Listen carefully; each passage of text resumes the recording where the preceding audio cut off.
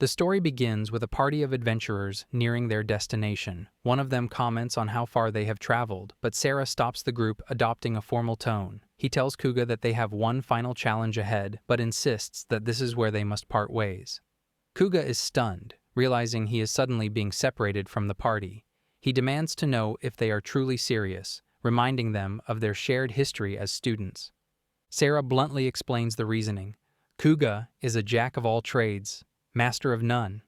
He asserts that this separation is the best outcome for the group. Kuga is left speechless as Sarah delivers the final verdict. Kuga must enter the hidden room alone. Sarah adds that this is a farewell gift. Makari speaks up, arguing that this course of action is too extreme, but Sarah shuts her down, insisting it must be done even if force is required. Kuga understands Mikari's concern, but ultimately accepts the situation. He climbs the stairs toward the ominous door, telling Sarah he will gladly accept this gift. He steps into the room and finds a woman waiting for him. She mocks him, asking if he really intends to face her by himself. The narrative explains that 50 years ago, dungeons suddenly appeared on Earth, confirming the existence of magic and monsters. Along with them came new professions and a spell called Relive, which allows a user to resurrect automatically once. This safety net caused the popularity of dungeon exploration and streaming to explode. However, this specific chamber is known as the Hidden Room of No Return. Historically, anyone who enters never returns. They are forced to use their one resurrection magic here, leaving them permanently unable to enter another dungeon. The monster responsible for this reputation stands before Kuga now. She questions why he's alone, and when he admits he was banished, she laughs, but notes that he seems strangely calm about his fate. Kuga admits he felt this would happen eventually, and that it is likely for the best. The woman smiles, pleased that his arrival has at least cured her boredom.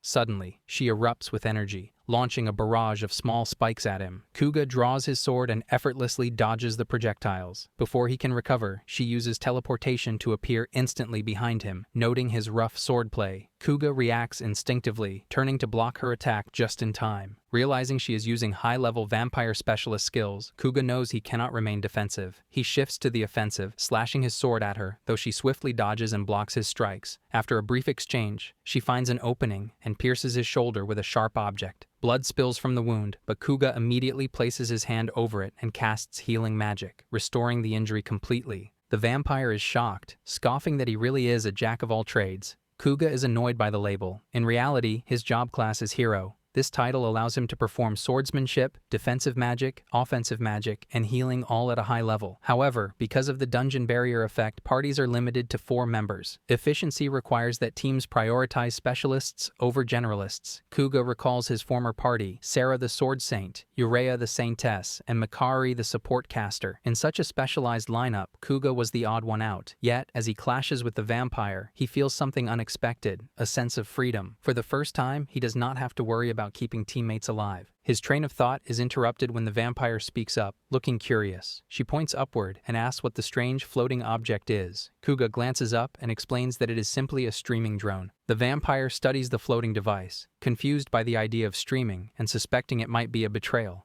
Kuga denies this, but as she keeps glaring at the machine, he realizes how ridiculous the situation is. He's about to explain live streaming to a dungeon monster. He tells her that the video is being broadcast live to people all over the world, and that viewers can watch and leave comments in real time. To his surprise, the vampire completely stops attacking and listens with real interest. When she understands that their fight is being seen by a global audience, she becomes thrilled. Shaking with excitement, she bows and thanks him, saying he is the first person who has ever explained something to her so kindly. Kuga is bewildered by her polite gratitude. Eager to know more, she asks what the comments are currently saying. Kuga opens the chat and reads the first one he sees. The viewers think the vampire is cute. She blushes deeply, peeking at the screen to find that almost all the comments focus on her appearance. Flustered and red-faced, she shouts that the humans are insolent. Kuga counters that the audience is simply being honest. This remark catches her off guard, and she suddenly asks if she can say something strange. Before Kuga can process the shift in tone, she asks him to teach her how to stream. Kuga shouts in confusion, but she doubles down, insisting that she has become interested in the profession and wants him to mentor her. Kuga hesitates and points out the obvious problem. As the dungeon boss, she can't possibly leave this room. She brushes off his concern, explaining that she usually spends her time napping and only teleports here when an intruder sets off the alarm. She is free to leave whenever she pleases. With that obstacle removed, she clings to Kuga, intensifying her request from simply learning to actually streaming together. She leans in close, sniffing him and murmuring that his blood smells delicious, but quickly catches herself. Pulling back, she covers the slip-up by claiming he just seems like the perfect partner. Kuga smiles, marveling at how the situation shifted from a death match to a collaboration proposal. Internally, he reflects on his lost purpose. Back when he and Sarah were students, they explored dungeons for fun. However, as they grew famous, Kuga became nothing more than a silent protector, unable to be entertaining or step into the spotlight. That deep despair was the true reason he accepted Sarah's cruel farewell gift without fighting back. He simply didn't care if his life ended there. Yet, meeting this strange vampire has sparked something new. Though he questions his own sanity, Kuga finally looks at her and agrees to the partnership. What started as a typical banishment story has suddenly transformed into the birth of a never-before-seen streaming duo. He asks if she actually has a specific plan in mind. First, the vampire introduces herself properly as Alicia, admitting she does not know who named her. She has simply known her identity since the moment she became aware of her existence. He introduces himself in return. Alicia smiles, telling him she thinks it is a cool name. Kuga steers the conversation back to the content. Alicia explains that she has had too much spare time lately and wants to aim for something ambitious. She wants to stand on top of everyone. When Kuga notes she is already powerful, she clarifies her true goal. She wants to evolve into the legendary final boss. To do that, the first step is becoming an SS rank boss. She hands Kuga a list of the ranked parties she needs to defeat. Kuga is surprised by her research, but questions if fighting explorers is truly necessary. Alicia hesitates, apologizing as she remembers that her partner is also an explorer and likely wouldn't want to fight his own kind. Kuga waves off her concern, explaining that he does not mind at all. He reveals a key fact about their world. There are no rules forbidding explorers from fighting each other. Since all adventurers are required to have relive magic cast on them before entering a dungeon, guaranteeing a safe resurrection outside if they die, they are granted the freedom to fight. Some groups, like the duelists, even make PvP their main content. Relieved, Alicia focuses on the logistics. She notes that to become an S-rank boss, she must defeat an S-rank party, of which she's informed by Kuga that there are only 4. He admits he was in an A-rank party, so Alicia concludes that there are people stronger than him. Kuga agrees and asks whether Alicia has a rank, knowing she isn't listed among the S-rank bosses. When she replies that she doesn't, he notes that she isn't on any official rankings, likely because she is a hidden boss. Alicia decides that starting from 0 sounds more fun anyway. She enthusiastically declares the channel's purpose, a documentary titled My Journey as a Reckless Boss on the Path to Becoming the Final Boss. Her ultimate goal is to instill fear in humans to stop their tasteless dungeon streaming. Kuga notes the irony of using streaming to end streaming, wondering what his specific role in this grand plan will be. A few hours later, Alicia goes live. The stream is immediately flooded with viewers, marking a historic moment as news of a banished hero and a dungeon monster working together spreads like wildfire. Alicia turns to the camera and cheerfully announces their first activity: explorer hunting. The comment section instantly erupts in disbelief. As they move through the dungeon, Alicia points out a group of intruders. Kuga confirms their presence. Unaware they are being watched, the team of former high school clubmates chats casually. One girl flirts with a boy named Kenzu, confessing she is happy to be in the same party as him. Kenzu gets flustered, but their romantic moment is cut short brutally. Unexpectedly, dark energy strikes the group. Black, sharp tentacles summoned by Alicia pierce them, leaving the entire party helpless. Kenzu, vision blurring, wonders in despair why it has to end like this. Desperate, he extends his hand toward the girl, Akina, wishing to reach her one last time. She reaches back, calling his name, but just before their hands touch, Alicia intervenes and finishes Akina off. Kenzu is stunned, unable to process the slaughter. Alicia cheerfully thanks them for their hard work. Devastated and weeping, the boy shouts, demanding to know who she is. Alicia simply replies that they are hunting humans. When Kenzu screams in confusion, she sneers at him, mocking his anger. She points out the hypocrisy, noting that humans hunt monsters for money and fame all the time, so he should be grateful that monsters are risking their lives for human hobbies. Enraged, Kenzu curses her and attempts to retaliate, but Alicia makes him vanish instantly with a snap of her fingers, sarcastically apologizing for interrupting him. Watching from the back, Kuga realizes she went completely overboard. A B-class party was just destroyed by a boss who shouldn't even be on this floor. Alicia asks if the stream is getting decent viewership. Kuga confirms it is. Smirking, she asks if the humans are horrified yet. At first, the comments are precisely what she wanted. Viewers are disgusted, calling her a monster. Alicia is satisfied, believing she has taught them a lesson. However, the tide turns unexpectedly. New comments flood in, admitting a strange rush from the violence. Others justify the killing, revealing that this specific party was known for cruel experiments, like slicing up slimes just to test regeneration speeds. Alicia panics, trying to tell the chat to calm down and be scared, not excited. The viewers ignore her, claiming they have awakened to something new. Alicia turns to Kuga, almost crying, and asks if humans are actually monsters too. Kuga admits that might be true. As the vampire denies being worse than a monster, Kuga realizes that with this unpredictable audience, her plan to instill fear is going completely off track. As they continue their journey, Alicia extends her hand and tells Kuga to take it. He is confused and hesitates, causing her to tease him for being shy. Kuga blushes, admitting he is a little embarrassed. Laughing at his timid reaction, she grabs his hand firmly and pulls him along. Moments later, they arrive at a bustling settlement. Alicia asks what he thinks, revealing that this is a monster town, a place normally restricted to monsters only. The stream chat immediately lights up with excitement, confirming that monster towns actually exist, and commenting on the cute vibes and baby monsters wandering around. Alicia notes that Kuga is likely the first human to ever set foot here. He is anxious, asking if she is absolutely sure this is safe. He points out that even if he isn't officially banned, he is still a human in a city of monsters. Alicia dismisses his worries, claiming it will be fine. When trying to justify his presence, she pauses to think about their relationship.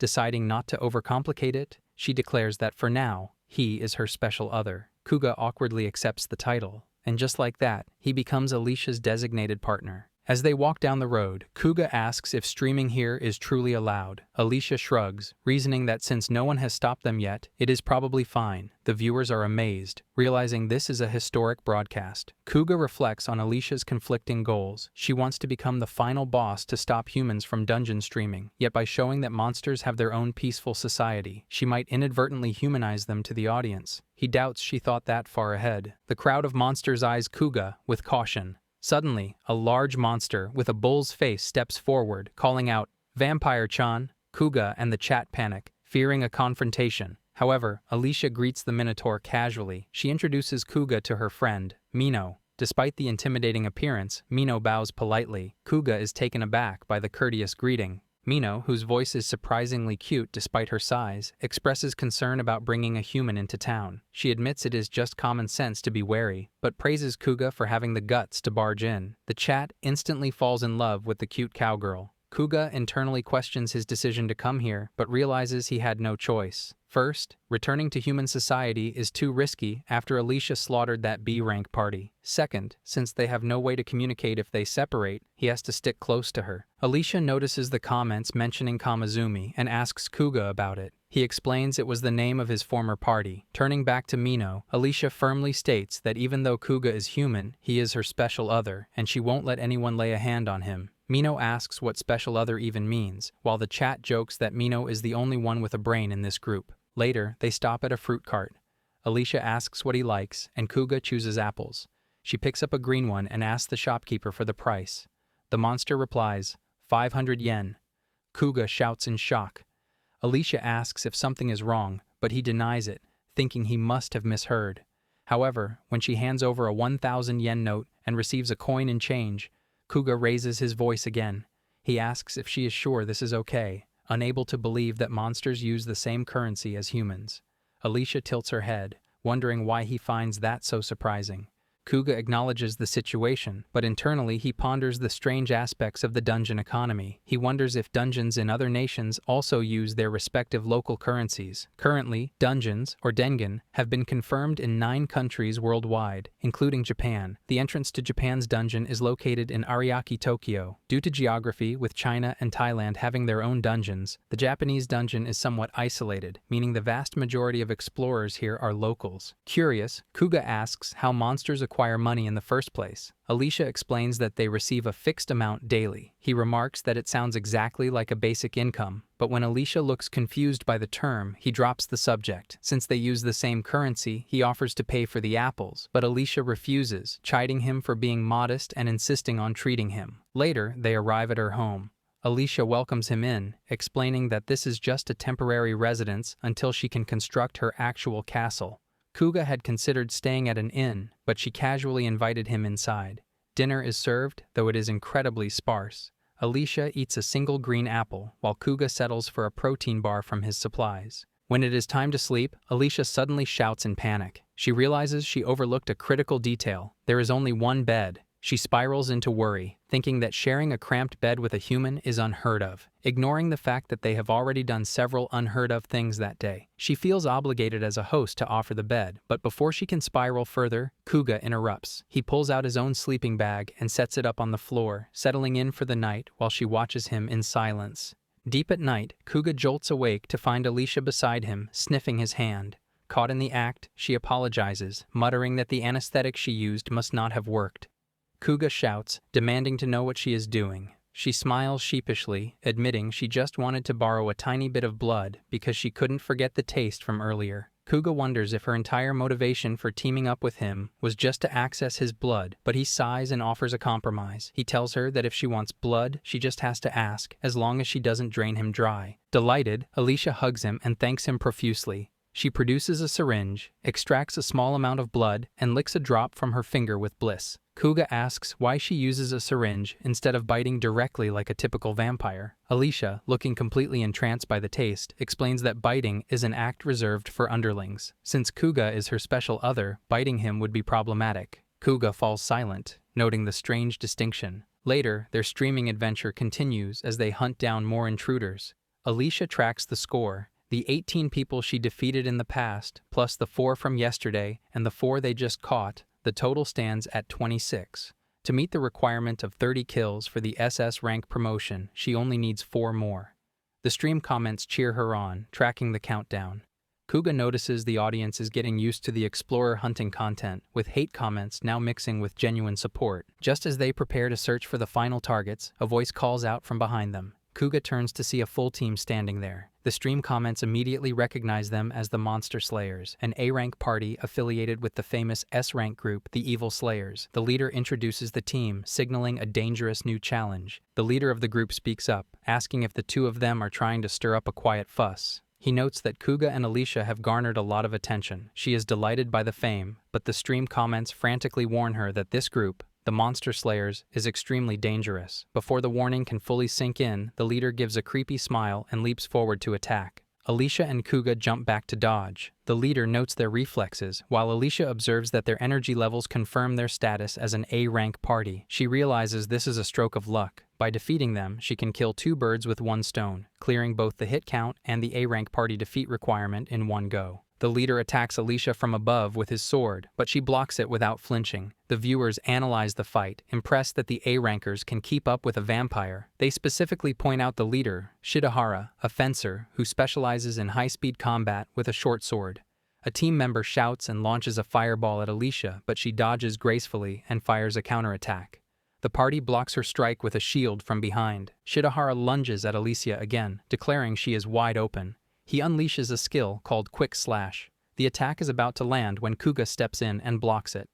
Alicia claims she can handle him alone, but is glad Kuga finally stepped in. They decide that he will take on the leader, while she handles the 3 support members in the back. Shidahara mocks Kuga, asking if Mr. Hero really thinks he stands a chance in close combat. As a fencer, Shidahara specializes in speed and is theoretically much more powerful than a jack-of-all-trades. He activates a magic skill called Excellence, bursting with energy and dashing forward in a nanosecond. Kuga barely blocks the strike. Shidahara taunts him, finding it pathetic that a savior would side with monsters. He sneers that it is no wonder Kuga's companions abandoned him, calling him a mediocre fool. The insults cut deep. Kuga internally admits that Shidahara is probably right. Without him, his old party could have been stronger. However, that party was all he had. Gripping his sword tighter, Kuga snaps out of his self-pity and unleashes a sudden, powerful slash, eliminating Shidahara. The other 3 members scream in horror, but they are immediately ensnared by Alicia's dark tentacles. The entire enemy team is wiped out, their bodies vanishing as the relive magic activates to teleport them to the revival point. The stream chat goes silent for a moment before erupting in shock at the duo's strength.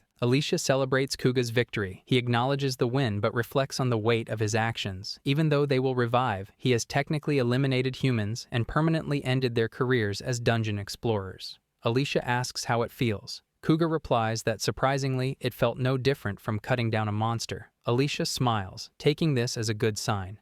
Suddenly, a notification appears for Kuga. His job stone is flickering, indicating that a new job tree has unlocked. Alicia ignores the technicalities and excitedly shows him the updated quest list.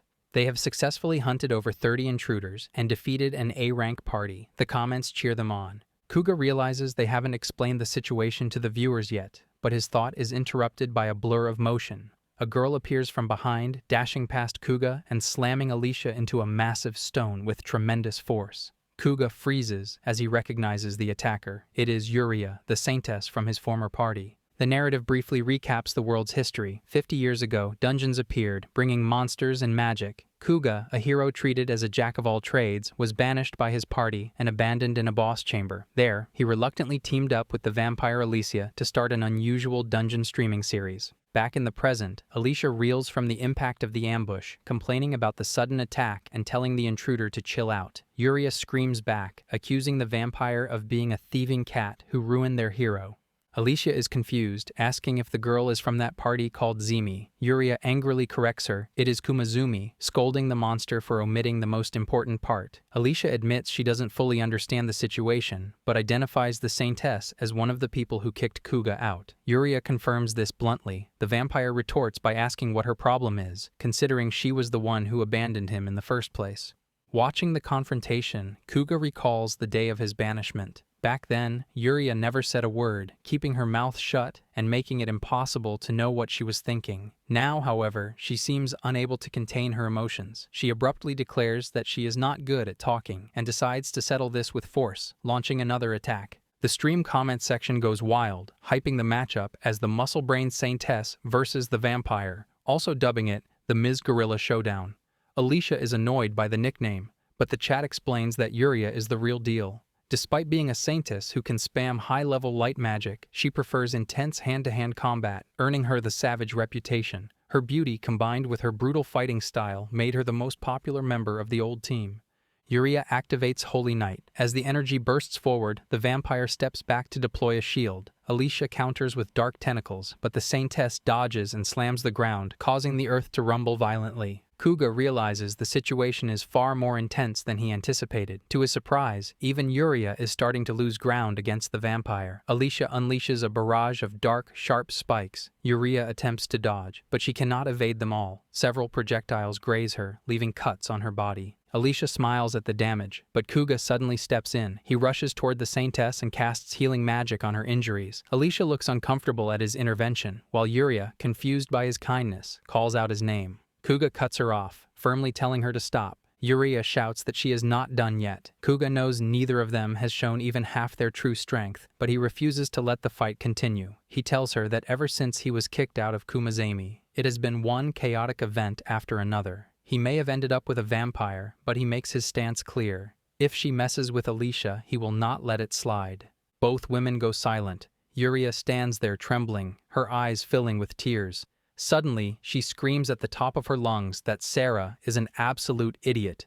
With that outburst, she turns and runs away, leaving everyone stunned. The stream comments are baffled, asking why she was crying. Kuga is equally shocked, wondering if he is somehow the bad guy in this scenario, and confused as to why she screamed Sarah's name instead of his. Behind him, Alicia simply thanks him for stepping in. Alicia suggests that they should acquire some minions. Kuga agrees absently, his mind still lingering on the previous encounter with Yuria. He is still processing why she came alone and whether she made it back safely. Although he received a curt yes to his text message, he tries to shake off the worry to focus on the task at hand. They return to reviewing Alicia's plan to become an SS rank boss. One of the conditions is the acquisition of underlings. Kuga points to the list, asking if the requirement to defeat an S rank boss is also part of the process, which Alicia confirms. Kuga assumes she plans to turn the Minotaur he met earlier into a minion, but Alicia protests immediately, declaring that Mino is her friend and she would never force her into obedience. Kuga realizes this means they must target someone else. Originally, there was only one S-rank boss, but the number eventually grew to 8. Now, a replacement system ensures there are always 8 S-rank bosses at any given time. Defeating one is a standard requirement for promotion to S-rank, territory that is entirely new for Kuga, who stayed at A rank. Kuga asks how Alicia would get minions to follow her. She explains that it usually depends on free will, but there is a shortcut: sucking their blood directly. Kuga assumes she avoids this due to morals, but she corrects him. She explains that she simply dislikes the taste of random monster blood. Kuga is shocked to hear this, as he recalls how she absorbed blood through her tentacles, and how she seemed to have a particular fondness for his O-type blood, but he keeps that thought to himself. Instead, he asks who she plans to target next.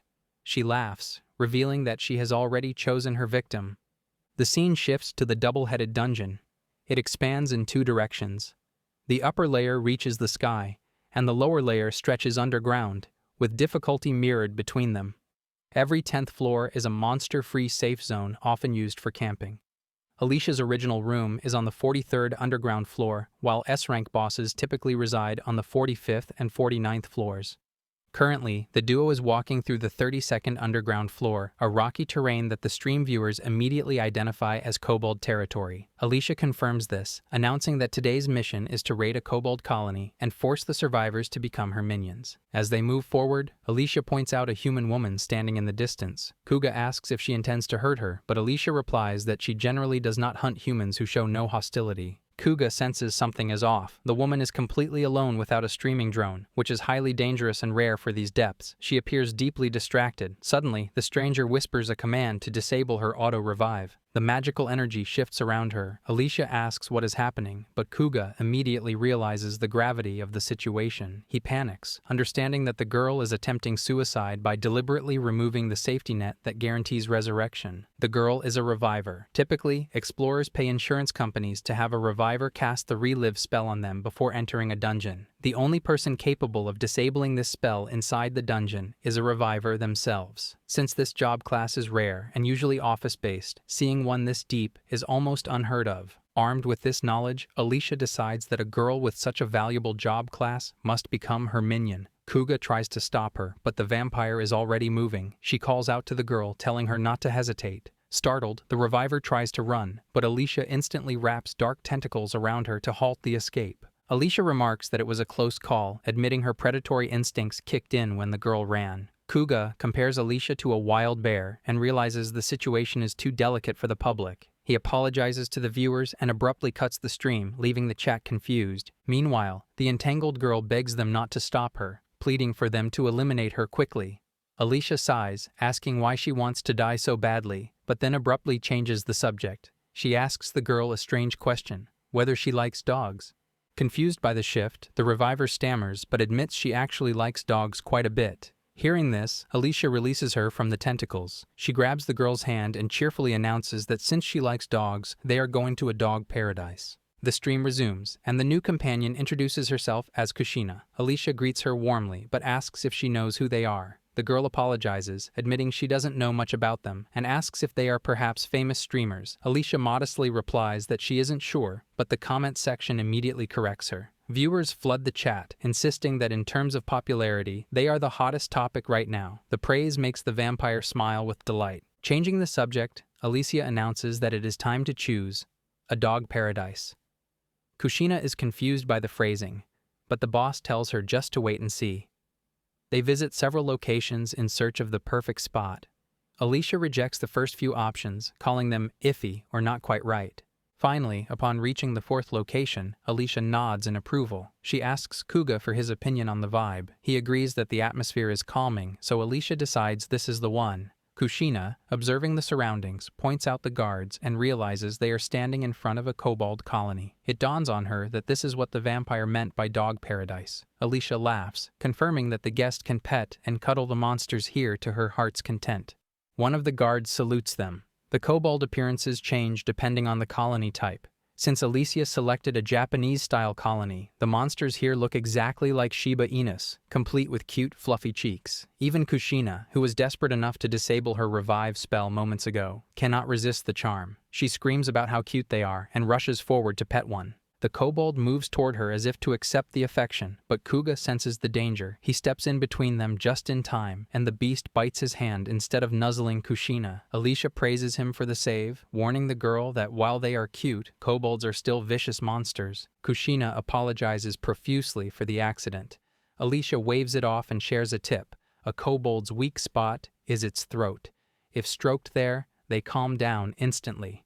To demonstrate, she rubs the aggressive kobold's throat, turning the monster into a docile, baby-like creature. Satisfied, the vampire heads inside. Kuga prepares to follow, but Kushina hesitates, fixated on the blood dripping from his hand. She insists on helping. Placing her hand over the wound, she casts healing magic, closing the injury perfectly. Kuga thanks her, noting internally that her magic feels significantly warmer than his own. Kushina smiles, revealing that this is actually her first time using healing, as she usually relies entirely on auto-revival spells in her line of work. After a brief, awkward silence, Kushina asks if Alicia will be okay going ahead alone. Kuga assures her she will be fine. Right on cue, the boss shouts from inside, complaining that they are too slow. When they catch up, they find that Alicia has already tamed all the kobolds in the area and is busy petting them. The stream comments marvel at her speed, joking that the raid has unexpectedly turned into a wholesome animal therapy session. As they walk deeper into the colony, Kuga decides to ask what is weighing on his mind. He apologizes for prying, but asks Kushina why she tried to disable her revival spell. He points out that revivers are a rare class, usually guaranteed a secure, wealthy future. Kushina cuts him off, stating that the security is precisely the reason why. Kuga falls silent as Kushina explains her reasoning.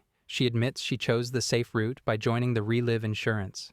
The job offered stability, great bonuses, and zero pressure. It was the reliable choice. However, the reality was a monotonous cycle of casting revivals day after day. She confesses that living entirely for the sake of others became exhausting. Suddenly, she raises her voice to clarify a misunderstanding. She insists she wasn't actually planning to harm herself. She claims she was just in a weird mood and craving a thrill, desperate for some kind of excitement to break the boredom. Kuga listens, understanding her plight.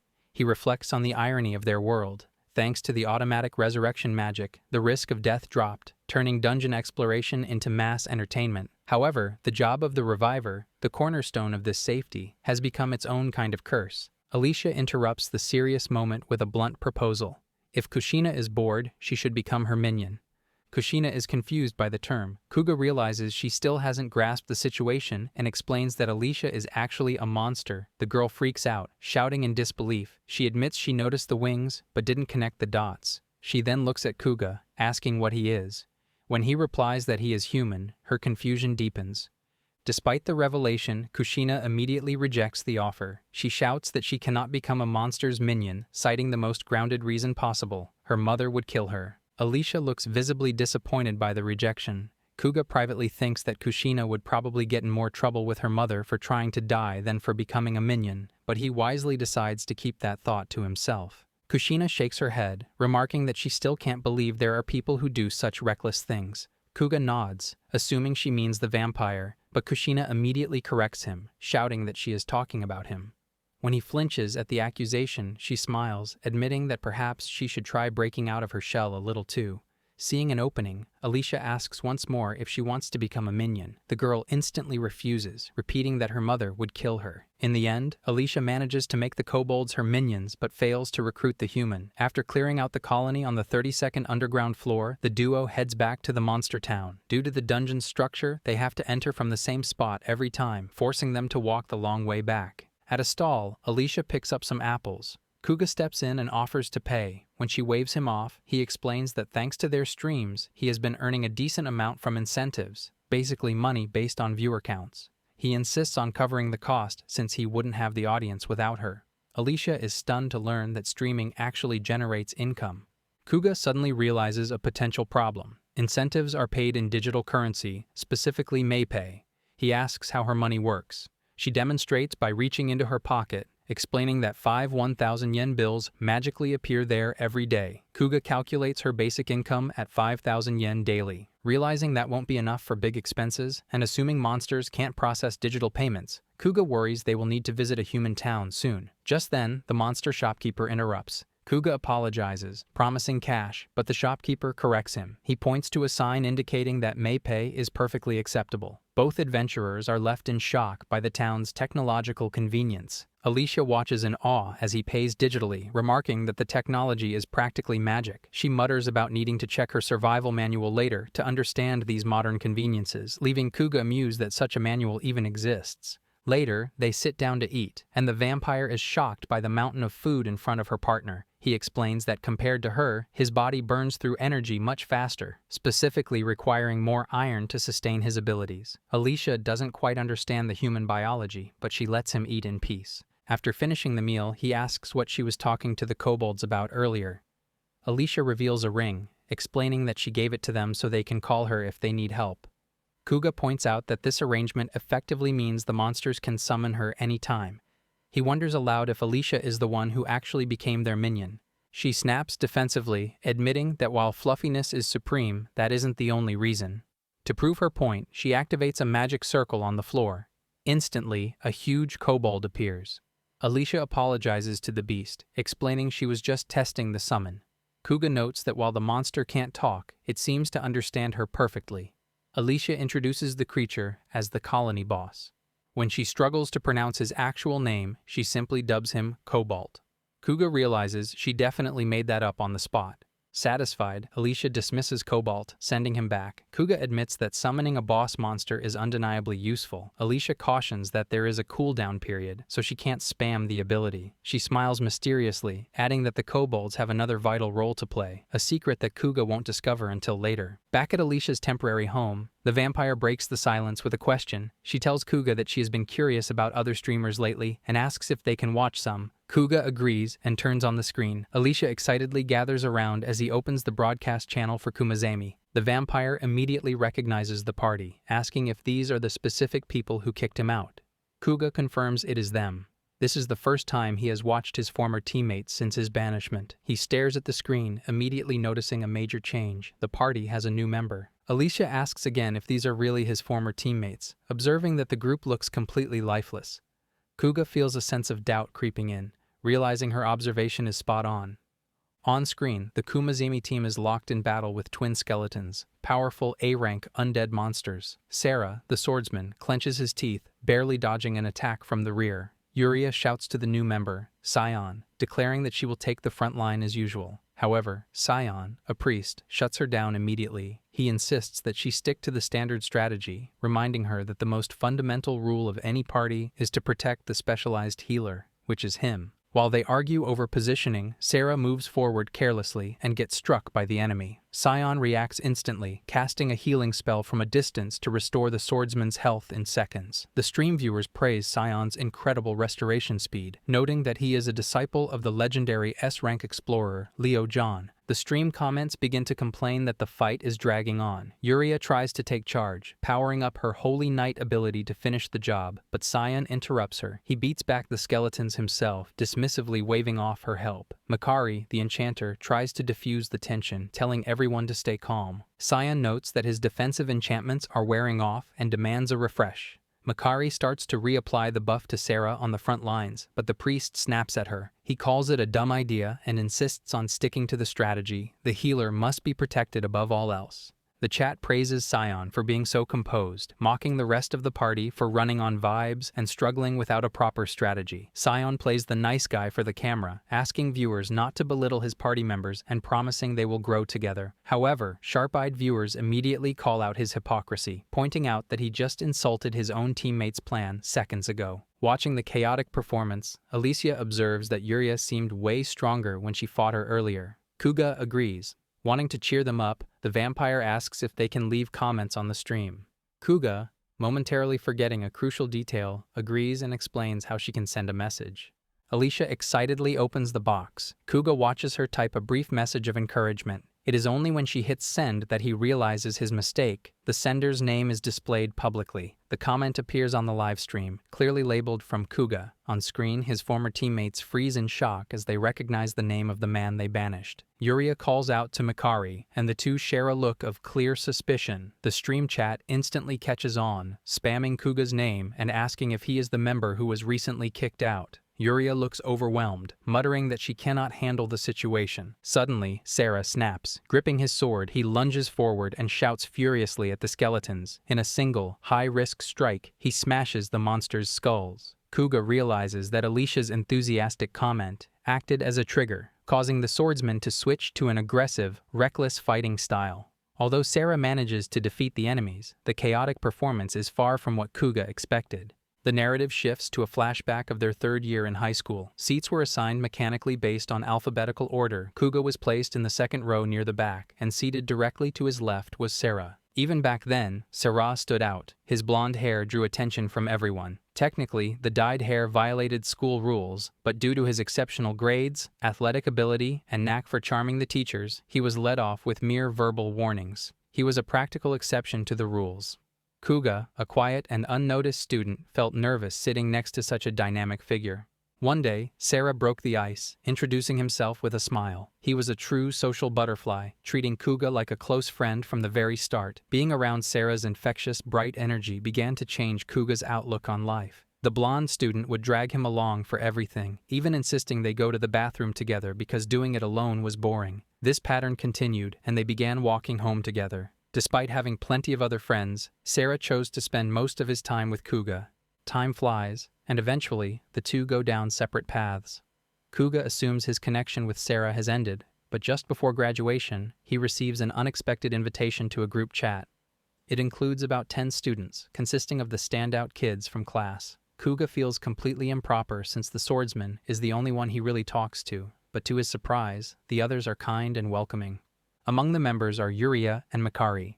Yuria is known as one of the class beauties, so seeing her there is surprising, especially given her usually distant vibe. Apparently, she and Mikari are close friends. While this group is likely just one of many social circles for them, to Kuga it feels special. One day, Sarah messages the group asking if anyone wants to try dungeon streaming and aim for fame. Kuga hesitates, but his friend messages him directly, urging him to join. Wanting to support Sarah, Kuga agrees. As soon as he accepts, Yuria instantly joins, and Mikari follows suit, unwilling to leave the Saintess as the only girl. Once they actually start their dungeon runs, Kuga realizes he is having fun. It doesn't feel like a chore at all. He also gets to see new, more relaxed sides of his teammates. Sarah casually suggests they need a proper channel name.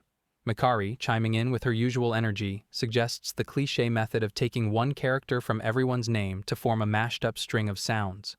Sarah asks if they can turn those sounds into a real word. Kuga thinks for a moment and suggests Kumazami.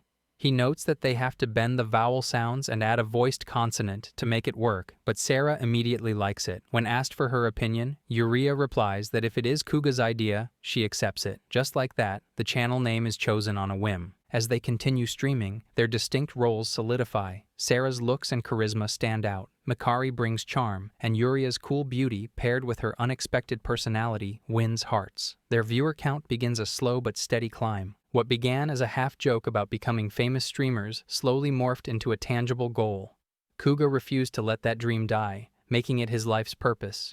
He worked tirelessly behind the scenes, training his body and mastering various weapons. For the first time, he fully committed to something. Even when the grind felt overwhelming, he kept going, driven by a single resolve, to ensure no one had to retire. This dedication took center stage during Kumazami's first battle against a B-rank monster, an orc. The fight was brutal, but after a long struggle, they finally cornered the beast.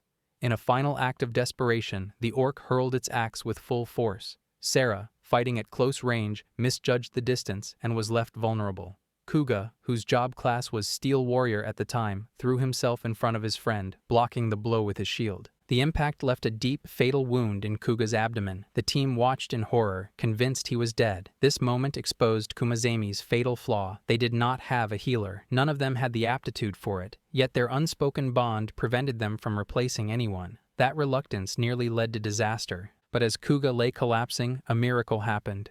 His job stone began to glow, signifying an awakening. He survived, unlocking the new job class, Hero. The first thing he did with his new power was cast a healing spell on himself, closing the fatal wound. Kumazami finally had a healer. At the time, Kuga was happy simply because it meant he could protect his team. However, looking back, he believes this was the moment the party gained a half-baked healer, a role that he is convinced eventually became the thing holding them back.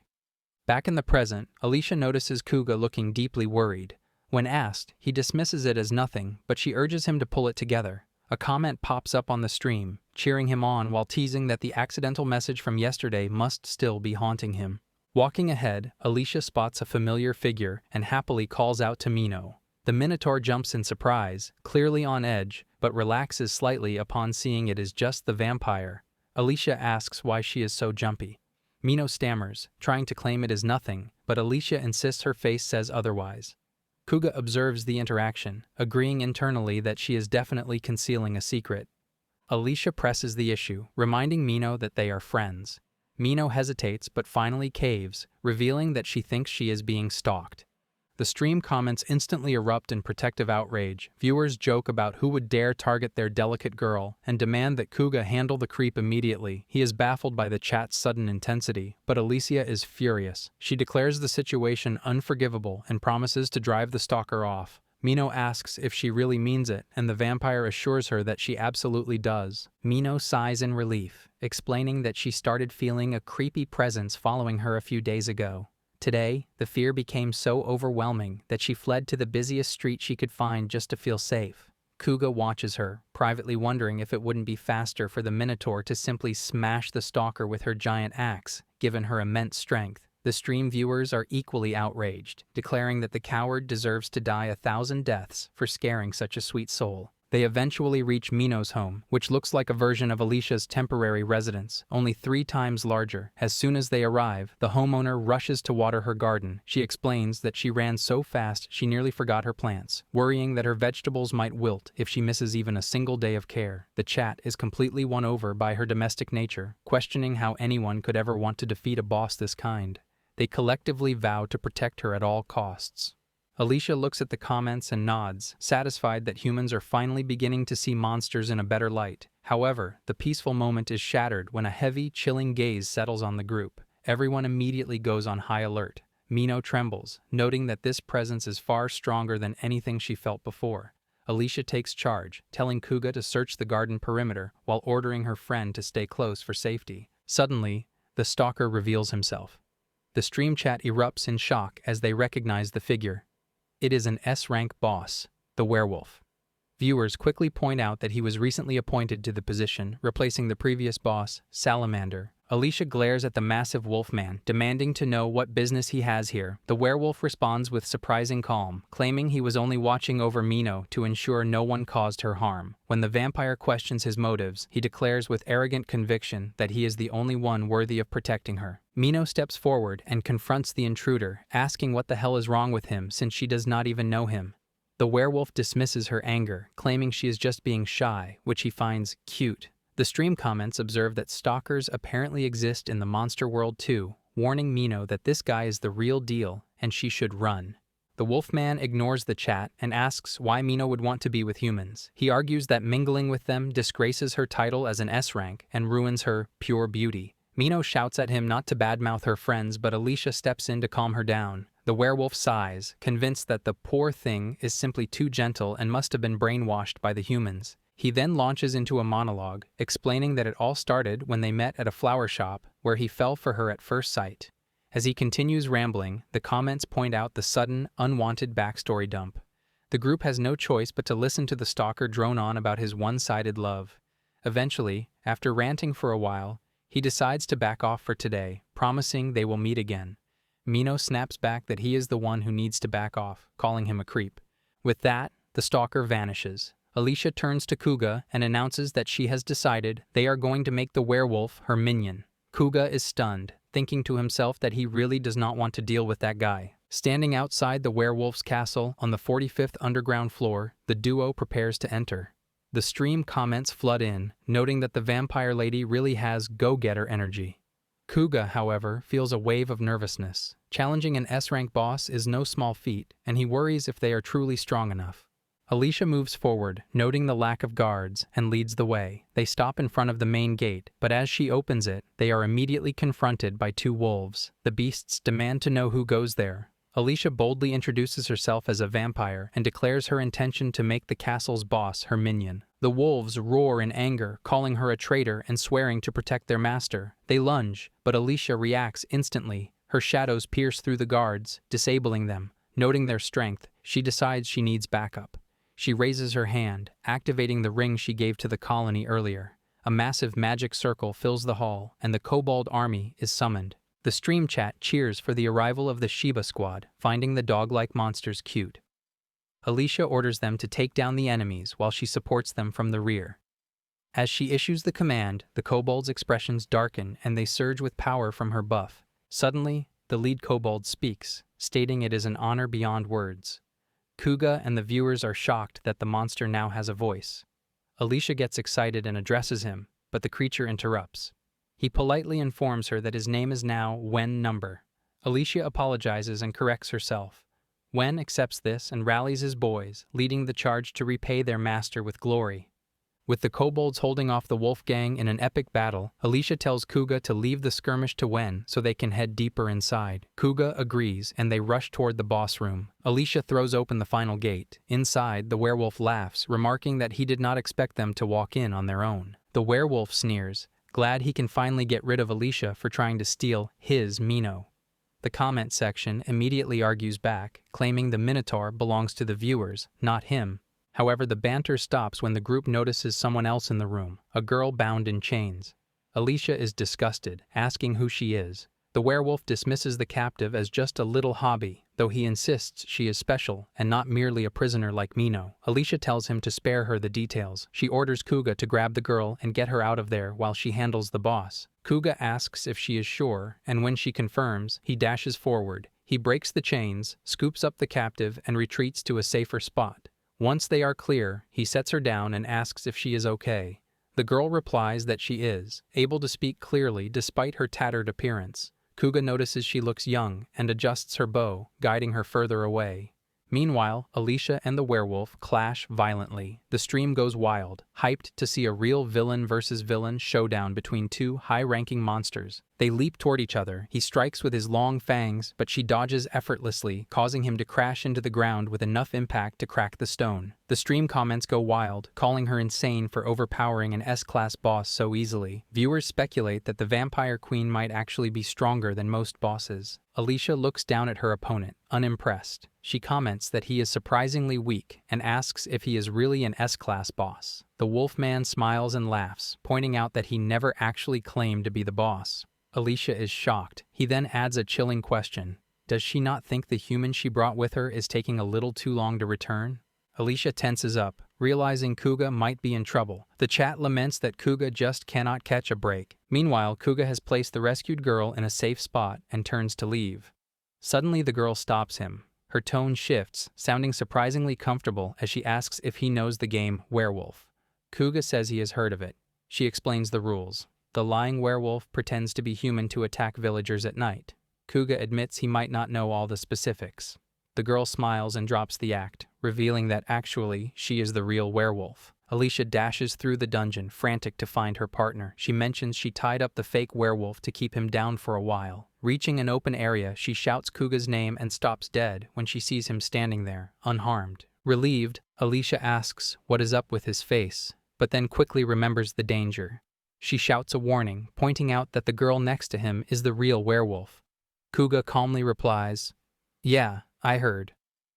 Alicia is stunned by his lack of reaction. Kuga explains that the girl kind of came clean about it. The comment section immediately switches sides, noting that the real boss is actually cute and claiming they predicted this plot twist from the start. The girl then speaks up, claiming Kuga said he wanted her as one of his kin. Kuga immediately cuts her off, denying it and clarifying that he was recruiting for Alicia, not himself. The girl agrees to the terms anyway. Alicia shouts in disbelief, asking why. The werewolf explains that Kuga was kind to her, asking if she was okay and praising her. It was the first time in her life anyone had spoken to her with such genuine kindness. The chat instantly turns on Kuga, jokingly calling him a traitor and demanding he get out so they can take his spot. Alicia trembles with jealousy, complaining that she has never heard anyone say something that sweet to her. Kuga deadpans, asking if she has ever been a prisoner in chains before. Alicia admits she hasn't, but insists the principle still stands. The comments tease the vampire, suggesting she should pretend to be weaker to get attention. When some joke about unsubscribing, Alicia panics and shouts at them not to leave, exposing her insecurity. Suddenly, the fake wolf, now revealed to be the girl's brother, arrives, asking if they are still not satisfied. He addresses the girl as Gray. The chat realizes the two wolves are siblings, noting the family resemblance. The brother demands to know what is going on. Gray declares she has found her destined one and hugs Kuga, announcing she is becoming Kuga-sama's minion. The brother freaks out, asking if the hit to her head messed with her vision. He warns Gray that love at first sight is a recipe for disaster. For all she knows, Kuga could be a toxic, violent mess. However, he pauses, realizing he used the exact same love at first sight logic on Mino earlier. Gray ignores him, stating she does not care if it is one-sided. She turns to Kuga and asks to be officially contracted, requesting to be summoned at least twice a day. Kuga hesitates but agrees. Alicia, watching from the side, tries to rationalize the situation. She mutters that if Gray is technically Kuga's minion and they are partners, then that basically makes Gray her minion too. Kuga hears her mental gymnastics and feels mildly concerned about how loose they are playing with the rules. Back at Alicia's temporary home, a notification pops up for a new stream from Kumazimi. Alicia is curious, so Kuga agrees to turn it on, wondering what his old team is up to. On screen, Sion addresses the viewers, explaining that today they will mainly be mining materials to upgrade gear, so he does not expect much combat. He mentions they have worked on their coordination after the issues in the last stream. The comments praise the priest, who then shares a humble story about being the only survivor of his previous party's boss fight. Viewers sympathize, blaming his old teammates for dragging down such a skilled player. Sion feigns modesty, asking them not to insult his team, past or present, while smiling like a classic actor. He declares his commitment to helping this party reach S rank. As he steps forward to thank the chat, his foot suddenly tangles in something. Before he can react, spider silk wraps around his entire body. He shouts in panic that it is a trap. Makari rushes toward him, identifying it as a web-based teleport trap, but it is too late. Sion vanishes. The rest of the team arrives, asking where he went. The enchanter explains he was caught in a trap that teleports victims directly to the nest of the S-rank boss, Arachne. Many adventurers have met the same fate. The comments urge the party to hurry and save Sion. Sarah hesitates for a moment, then agrees. They approach the web trap and are instantly teleported to the 45th underground floor, the Arachne's nest. Sarah observes the nest formed in the center of the room and realizes the front gate is blocked by thick silk. There is no escape. Suddenly a voice speaks from behind, remarking on the lucky haul of 4 prey today. It is the S-rank boss, Arachne, a monster with the upper body of a human woman and the lower body of a giant spider. Despite his fear, Sion tries to act brave for the camera, telling everyone to stick to the plan and play by the book.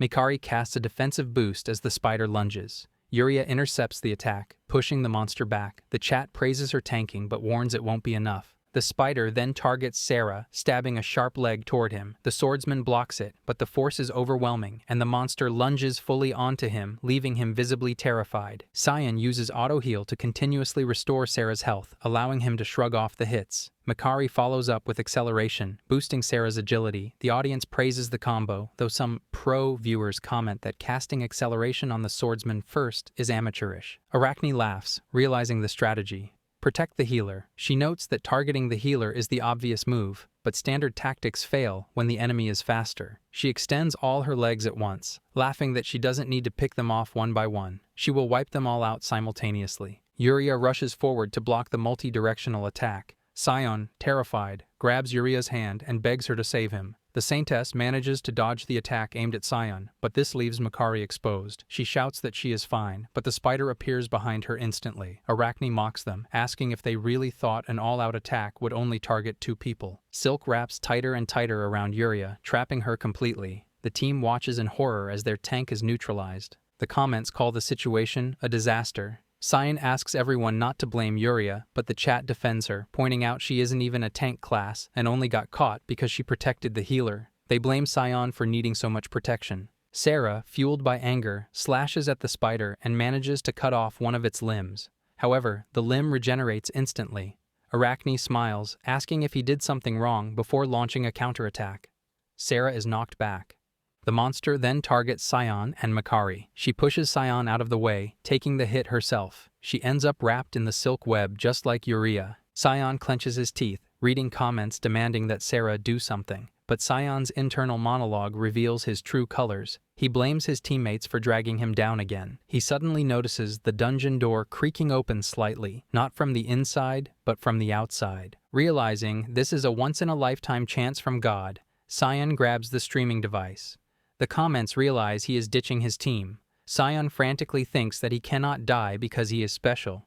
He rushes toward the exit, but as he bolts through the door, he bumps hard into someone. It is Kuga. Sion hits the ground outside the door and immediately shouts in confusion, demanding to know why the door is closing. As realization dawns on him, the stream comments erupt. Viewers flood the chat, admitting they didn't think Kuga would actually come, but they are incredibly happy he did. Without a second thought, Kuga dashes toward the spider inside the boss room. Arachne is confused, asking if human parties aren't limited to 4 members. The comments explain the mechanic: salvation. It is a hero skill that allows the user to swap places mid-battle with a party member. In other words, Kuga has taken Sion's spot, jumping straight into the fight while the priest was ejected.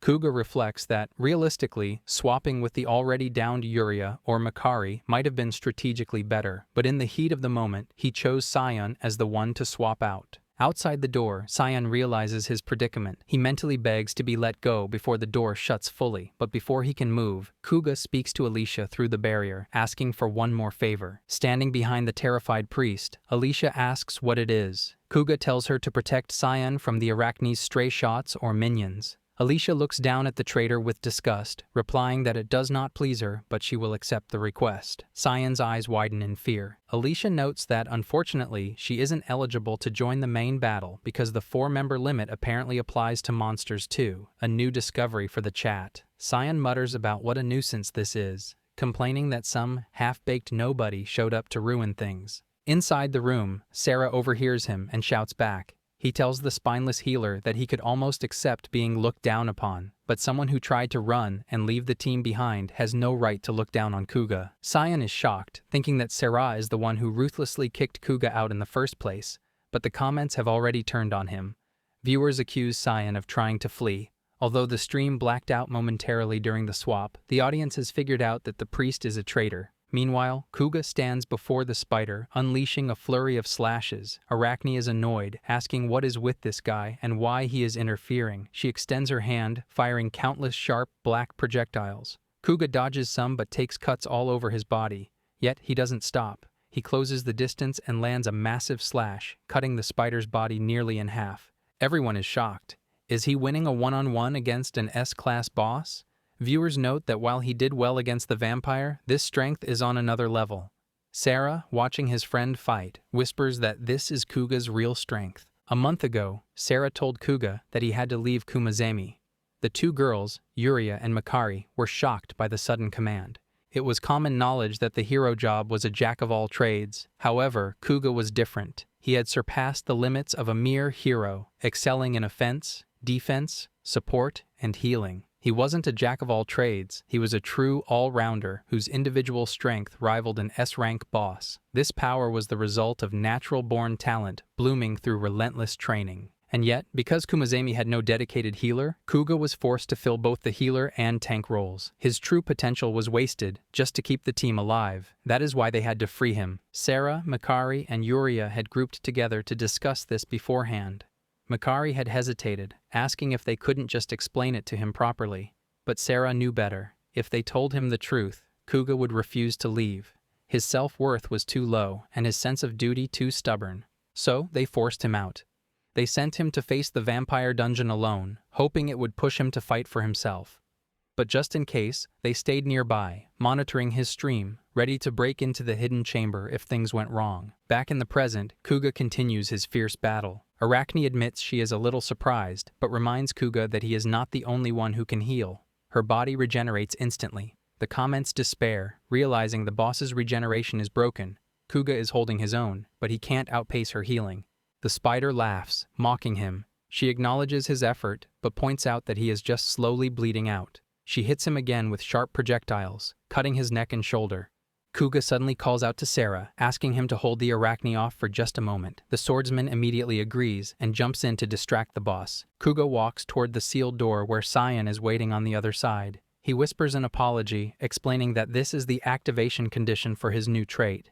He adds that it is nothing personal, but he doesn't owe the priest anything either. Sion, realizing his fate as Kuga approaches, shouts in disbelief. He asks if making the vampire protect him was just a setup for a sacrifice. Dark energy begins to wrap around Sion's body. Alicia, watching the process, says coldly that she doesn't think she needs to apologize. As far as she is concerned, he was a monster to begin with. Sion screams that he is not done yet, lamenting that he hasn't claimed his way to S-rank glory after all his hard work. Kuga replies simply that he is sorry, but he doesn't have time to waste. With that, he activates the skill. Kuga drives his blade forward to finalize the sacrifice. The comments are in chaos, shocked that the hero actually went through with it. Instantly, an insane aura bursts from Kuga. Even the spider tenses up in fear. Suddenly, Arachne's legs begin to break on their own. She tries to stand, shouting curses, and attempts to regenerate. But little does she know, Kuga is already upon her. He attacks with overwhelming speed, spilling her blood across the room.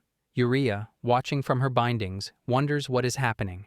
Alicia, sensing the shift in power from outside, smiles, noting that Kuga is no longer the person they knew before. Yuria notices the change too. It is his job. His current job is no longer just hero, it is fallen hero. It awakened during his time with the vampire when he took a human life for the first time. The fallen hero job is similar to the hero job, keeping the salvation trait. However, in exchange for losing the ability to cast healing and support magic on anyone but himself, his offensive powers skyrocket. The real difference is the new trait, soul salvation. While salvation sounds noble, for a fallen hero, saving a soul means erasing it into nothingness. In other words, the more Kuga kills, the stronger he becomes. Here I am.